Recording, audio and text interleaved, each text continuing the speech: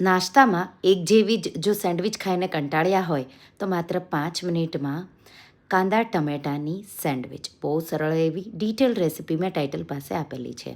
ડુંગળી ટમેટા આ રીતે ઝીણા ઝીણા ચોપ કરવાના, લીલા મરચાં અને લીલા ધાણા આ રીતે બધું મિક્સ કરી દઈશું.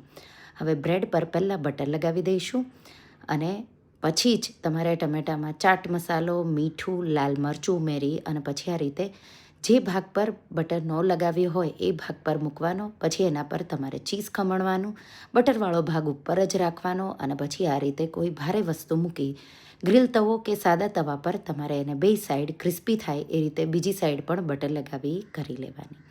આ રીતે બે સાઈડથી એકદમ પરફેક્ટ ક્રિસ્પી એવી થઈ જાય એટલે તમારે એને કટ કરવાની અને સર્વ કરવાની. તો જો સેન્ડવિચ ખાવી હોય અને ચટણી બનાવવાનો ટાઈમ ન હોય તો આ રીતે કાંદા ટમેટાની સેન્ડવિચની રેસીપી એકવાર જરૂરથી ટ્રાય કરજો.